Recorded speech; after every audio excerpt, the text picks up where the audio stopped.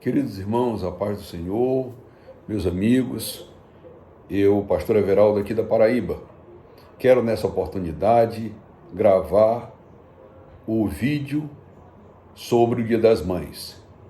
Todos os anos eu faço uma homenagem ao Dia das Mães, às mães da minha igreja, às mães do Brasil, e hoje não podia ser diferente. Eu estou gravando esse vídeo aqui em homenagem a todas as mães do Brasil, todas as mães assembleanas. Quero pedir a vocês que se inscrevam nesse canal, dê os seus likes, acione um sininho que tem por aí, para quando o velho aqui falar, vocês receberem minhas notificações e, se quiserem, nos dê o prazer de nos ouvir. Quero, como disse a vocês, falar das mães. A minha fala este ano é uma fala atípica. Não vai ser uma fala, não vai ser uma homenagem como eu faço anualmente. Por quê? Porque pela primeira vez eu estou falando de mãe sem ter a minha. Faz 10 meses que essa Covid-19 ceifou a vida da minha mãe, na véspera de ela fazer 88 anos. E é uma dor dilacerante que não passa até hoje, porque minha mãe era mais do que uma mãe, era uma amiga. Ela era uma amiga. Por que a minha mãe era amiga? Exatamente essa síntese da história que eu quero vos falar hoje. Você pode perguntar, pastor Everaldo, o que nós temos a ver no Dia das Mães, o senhor contar uma história da sua mãe? Porque a história da minha mãe é uma história que deve estar no coração de cada filho, de cada mãe. Porque eu começo dizendo que a minha mãe casou-se muito cedo. Foi abandonada pelo meu pai quando tinha 29 anos de idade e eu me arrastava. E minha mãe colocou no seu coração nunca nos dar uma paternidade. Ela teve 8 filhos. E naquela época uma mulher criar 8 filhos sozinha, numa época em que ela não tinha salário, ela não era funcionária pública, não tinha Bolsa Família. E como uma mulher podia sozinha criar 8 filhos? A minha mãe foi nosso pai e nossa mãe. Ela criou nós, vendendo verdura na feira, pescando no rio Pindaré, vendendo cuscuz de arroz de madrugada. Ela nos acordava, principalmente a mim.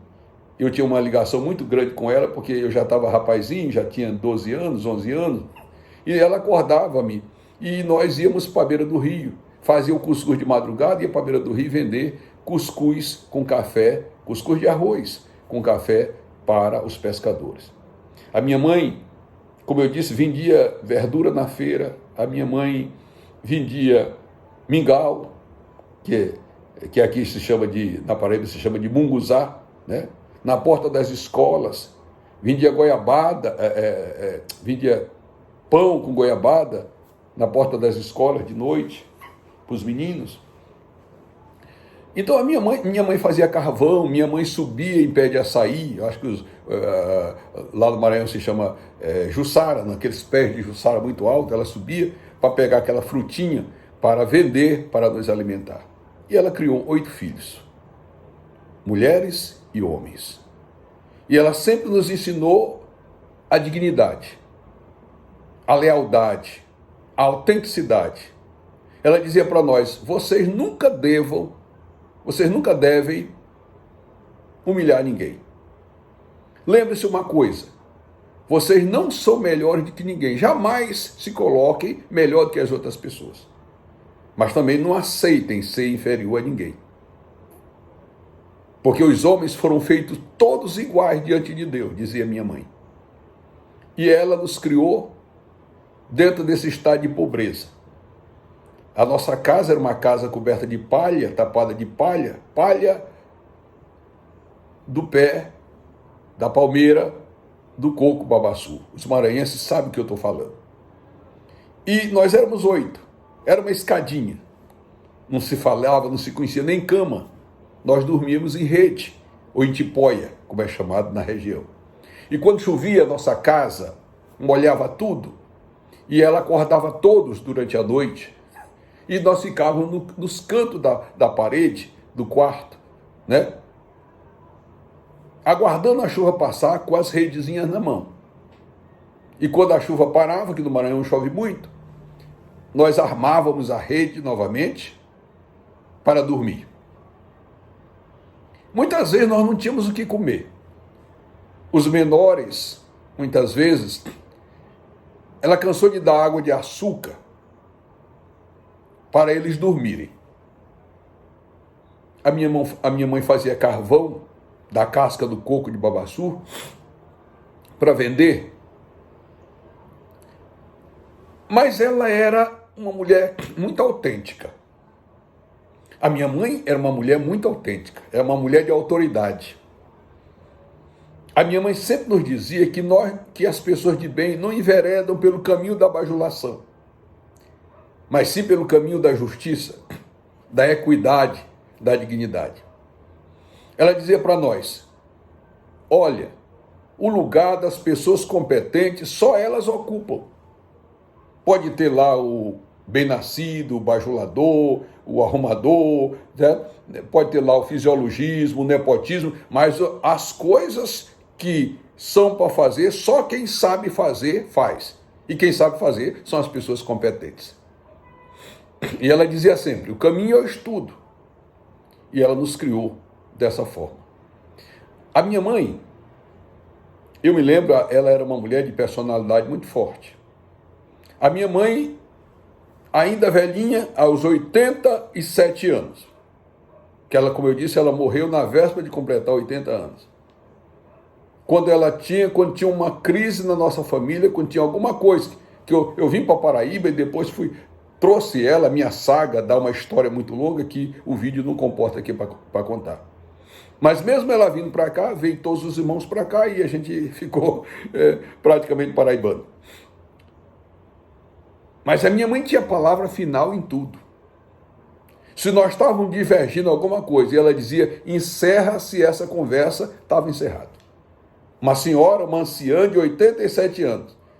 A mamãe, ninguém contestava o que a mamãe dizia. Ela dava a palavra final e estava acabado. Não importa o doutor Everaldo, não importa a doutora Nazaré, não importa o pastor Aristide, não importa ninguém. Quando ela dava a palavra, estava dada. A gente ficava só olhando um para o outro, mas ninguém contestava a mamãe. Então ela criou 8 filhos sozinha, sem dar uma paternidade a nós. Mas a minha mãe também era muito generosa. O meu pai deixou a minha mãe pela uma senhora. E teve com essa senhora também 8 filhos. E uma coisa interessante, eu era adolescente e me lembro. Quando o papai morreu, a pensão veio para a mamãe, porque naquela época não havia esse negócio de união estável. Então, a pensão tinha que vir para a mamãe. Então, a mamãe recebeu a pensão do papai já depois da gente, já quase todo mundo crescido. E a senhora que fez com que o papai deixasse a mamãe por ela ficou com 8 filhinhos também, a mesma escadinha. Quando a mamãe recebeu a pensão e recebeu uma diferença, eu me lembro que foi um bom dinheiro naquela época, sabe o que ela fez? Ela comprou uma casa e deu para a antiga rival. Ela dividiu a pensão por vários anos com a antiga outra mulher, a causadora da separação do meu pai e da minha mãe. Ela era assim, ela era muito generosa. Mas ela era uma mulher também decisiva, corajosa. Um outro fato que vocês me permitem contar aqui para vocês é que ela, como verdureira, ela era uma líder. Ela era uma líder lá na feira. E tinha uma família que governava a nossa cidade muitos anos, certo? Só no nepotismo, na corrupção, no clientelismo, e a cidade nunca foi para frente. E a minha mãe não votava. A minha mãe então disse para aquele líder, que já morreu também, disse: não vou votar em você mais. E ele então, vocês sabem, quem é do interior sabe que quem vota num candidato que perde as eleições, se acaba, é perseguido até, né, no interior, nos interiores do Brasil, principalmente aqui no Nordeste é assim. Você foi da oposição, acabou-se. E a mamãe disse que não votava naquele senhor. E ele então disse: eu vou tirar sua banca da feira, do mercado. Você vai sair de dentro do mercado. Vou tirar de você de lá. Ela disse: pode tirar. E o que aconteceu? Ele pessoalmente foi lá e mandou remover o banco de feira da mamãe, onde ela vendia a verdura dela. E a mamãe disse, você está me tirando daqui, mas eu vou para um lugar onde você não pode me tirar. Eu vou levar minha banquinha para minha casa. E a gente morava assim uns 200 metros, mais ou menos, e ela levou, 200 metros, 300 metros, ela levou para nossa casa, né, a banquinha dela e botou exatamente bem no portal mesmo, no batente da nossa casa. E como minha mãe era muito querida, as pessoas chegavam na feira e perguntavam, porque lá no Maranhão ela era chamada de Zinoca, e aqui na Paraíba ela era chamada de Carmosa, que na verdade o nome dela era Carmosina Moraes. E aí, quando os clientes chegaram, cadê Zinoca? Cadê Zinoca? Disse, o prefeito veio pessoalmente aqui, mandou tirar a banca dela. Tirou o banco dela daqui da feira. E onde ela foi? Foi para casa. Aí começaram a fazer aquela verdadeira procissão e foram lá para casa comprar a verdura da mamãe lá em casa. E as colegas de feira da mamãe também viram seus clientes saírem para, em solidariedade à mamãe, e comprar lá em casa as verduras da mamãe. E as outras feirantes começaram a perder cliente. Aí foram para cima do prefeito. E foi aquela briga, aquela confusão toda. Aí o prefeito resolveu mandar um assessor dele lá em casa e disse, olha, diga para a Zinoca para ela levar o banco dela de volta para a feira. É porque todo mundo ameaçou lá não votar mais no prefeito, que a culpa era do prefeito, aquele negócio estava perdendo cliente. Aí a minha mãe disse, ele foi pessoalmente lá na feira e tirou meu banco. Então, se ele quiser que eu volte para lá, ele vem pessoalmente aqui na minha casa para levar o meu banco, autorizar levar o meu banco lá para a feira. Era um atrevimento? Não, e eu até perguntei à mamãe, a senhora não pode fazer isso com o prefeito. Ela disse, eu faço porque São Paulo uma vez fez isso. Surraram o apóstolo, bateram no apóstolo, prenderam o apóstolo, e quando souberam que ele era cidadão romano, aqueles magistrados mandaram soltar. Ele disse, não, eles têm que vir aqui me soltar. A minha mãe disse, já com base na Bíblia, naquela época, eles têm que vir aqui me soltar, disse São Paulo. Então o prefeito tem que vir aqui mandar pegar o meu banco, ele tem que vir pessoalmente para me mandar para a feira. E assim o prefeito veio. Então minha mãe tinha essas características. Era uma mulher firme, uma mulher segura, mas uma mulher extremamente generosa. Criou sozinho, como eu disse, 8 filhos. Hoje esses filhos são doutores, como eu, construtores, pastores, professores. Tudo, ela formou todos esses filhos sem alugar para nós nenhuma paternidade. Era um exemplo de mãe, era uma amiga. Era uma mulher que, muitas vezes, na minha empresa, quando eu tinha que tomar alguma decisão, acredita, irmãos, eu ia lá. Porque tem hora que na vida, que você não encontra saída dentro da área técnica e tem que ir no coração da mãe. Porque a mãe nos conhece, a verdadeira mãe conhece o meandro, o âmago do seu filho. Se ela não conhecer, ela não é mãe. Portanto, eu não tributo homenagem àquelas mães que abandonam os seus filhos, alegando que não podem criar. Eu não homenageio nesta data aquelas mães que, por causa de um amor, de um homem, elas permitem que esses homens maltratem, que esses homens matem os seus próprios filhos, como nós estamos vendo recentemente no Brasil. Essas não são mães. Mas a verdadeira mãe é aquela que sofre, abandonada pelo marido, jogada às traças. Ela se levanta da cinza, ela se reinventa para poder salvar a vida dos seus filhos. Passado tudo isso, mas Deus tinha uma promessa para a mamãe. O Senhor falou que ia formar todos os filhos dela e queria para uma longa terra, onde ela seria feliz. E assim fez. Eu vim para cá, me formei, como os irmãos sabem, sou advogado, bem-sucedido aqui. E cada dia eu me reafirmo na presença de Deus. Cada dia eu creio naquele versículo que diz: honra o teu pai e tua mãe, para que seja feliz, para que seja próspero na terra. E o meu conselho aos filhos: ame as vossas mães. Elas têm o que ninguém tem. Elas sentem o que ninguém sente. Elas são capazes de adivinhar, na melhor expressão da palavra, as dores de um filho quando esse filho não sabe falar. Quando esse filho é um bebê, é um neném, ela sabe se ele está com dor no ouvido, se está com dor na barriga, se está com dor nos olhos, ela sabe, ela conhece. Porque ela tem um dom especial que ninguém tem. É o dom de ser mãe. A minha mãe foi quase apodrecida por um câncer. Depois que Deus me deu condição de cuidar bem dela, ela foi atingida por um câncer. Há 37 anos atrás, há 38 anos atrás, tinha 15 dias para viver aqui na Paraíba. 15 dias. Quando ela estava no hospital de câncer, o Senhor veio a ela. Veio uma pessoa que ela disse que era uma pessoa com uma talá branca, com uma espécie de batina branca, mas a cabeça ela não via, era uma grande luz, era como uma tocha. E disse para ela que ela estava curada. Ninguém acreditou, nem eu. Ela estava toda apodrecida pelo um câncer. Mas havia uma promessa. Deus tinha dado uma promessa para ela que ela não morreria antes que visse todos os seus filhos formados e abençoados. E todos pastores. Precisava haver o cumprimento dessa promessa. E o Senhor apareceu para ela, que foi o Senhor que apareceu.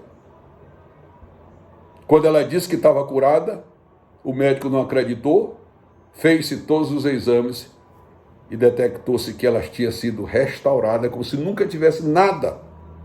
Ela que tinha 15 dias de vida, ela viveu depois desse câncer 38 anos curada. Morreu não de câncer, morreu de Covid. Mas ela ficou em nós a história de uma mulher, de uma heroína, que deu sua vida para criar os seus filhos. Que deu sua vida pelos seus filhos. Uma grande lição. E hoje, mamãe, sei que você está no paraíso. Sei que eu não tenho mais a quem consultar. Ano passado eu estava te homenageando aqui.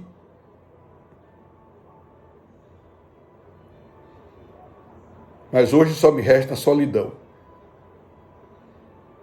Mas você está sempre aqui, mamãe. Está sempre aqui.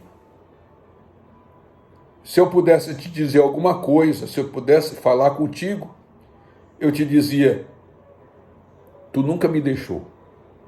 Porque eu vejo em todo lugar da minha vida, em todo caminho, em todo canto da minha vida, eu vejo você, mãe, me instruindo, me orientando. Todas as vezes que eu me achava perdido, até mesmo na advocacia, você dizia para mim: calma, meu filho, amanhã é um novo dia. O tempo organiza as coisas. O tempo pune, o tempo julga, o tempo esclarece e o tempo se renova. Amanhã é um novo dia. Portanto, mãe, onde você estiver, que eu sei onde você está, onde também muito breve, um dia também estarei lá contigo. Eu quero homenagear você, mesmo você não estando aqui. Você pode não estar no mundo físico, você pode não estar no mundo natural, mas você está sempre aqui, dentro de mim. Portanto, eu desejo nesse dia um feliz Dia das Mães. A todas as mães do Brasil, a todas as mães assembleanas, e que você possa, em todo tempo, poder ser chamada sempre de mamãe. Mamãe é a expressão mais sublime que um homem pode pronunciar. Mamãe.